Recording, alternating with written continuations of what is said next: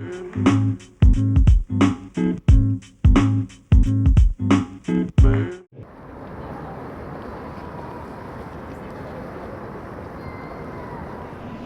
un salon sur la couture. Je peux vous demander ce que vous avez trouvé d'intéressant dans ce salon? Tout. Ah, Et d'accord. plein d'idées et plein d'envie de faire des choses. Vous n'êtes pas quelque chose qui se perd, ça, le tricotage? Non, je pense pas, non. Au contraire, ça revient très à la mode et c'est vrai qu'on a envie de repartir là-dessus parce qu'on aime les vraies valeurs et Ouais. les belles choses. On est quel genre de point, c'est ça? C'est un nom, non particulier? Non, ça je pense que c'est tout simplement un point mousse et puis par contre peut-être qu'elle alterne des tailles des grosses ou des plus petites aiguilles pour que ça fasse un point plus serré et un point plus grand. Enfin, Le point de riz, le point de jersey, Ah, les ouais. côtes, qu'est-ce qu'il y a encore? Le point de chevron, il y a plein de je points. cherche des modèles mais je trouve que c'est un peu Non. tristouille, ça manque Ah, de fantaisie. C'est les matériaux et puis surtout les modèles quoi. Ouais.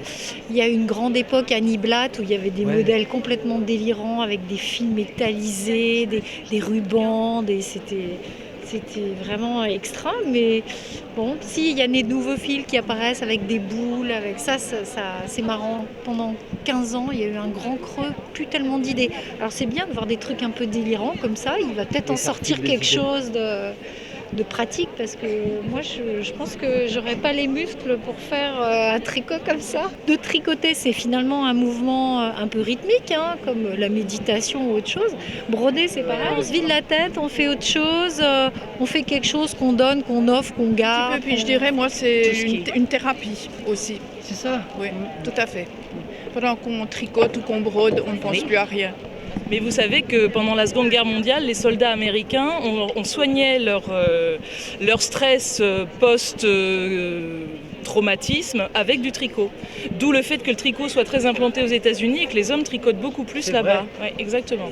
D'ailleurs, qu'attendez-vous, cher monsieur? Je vais m'y mettre. Une chose, j'ai l'expérience de mon petit frère qui a eu la scarlatine quand il était petit Oui. et ma mère lui avait appris à tricoter C'est pendant, vrai. pendant la quarantaine. Voilà. D'où vient l'idée que le tricot, c'est les femmes et les hommes tricotent pas? C'est un truc un peu dans une éducation un peu machiste, ça, non? Oh oui, c'est comme les jouets pour les c'est filles, le travail pour les garçons. manuel, voilà, le textile, le fil, tout ça, c'est des choses qui culturellement sont féminines.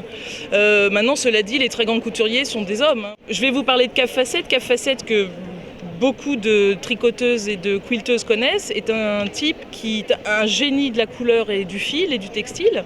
Et voilà, il n'arrête pas de créer et il fait des choses extraordinaires. Mais c'est vrai que culturellement, voilà, les petites filles tricotent. Et papa, je ne sais quoi, et maman cou. Hein, voilà. On m'a dit qu'avant de savoir tricoter, il faut savoir plotter. Est-ce que vous plottez bien? Également.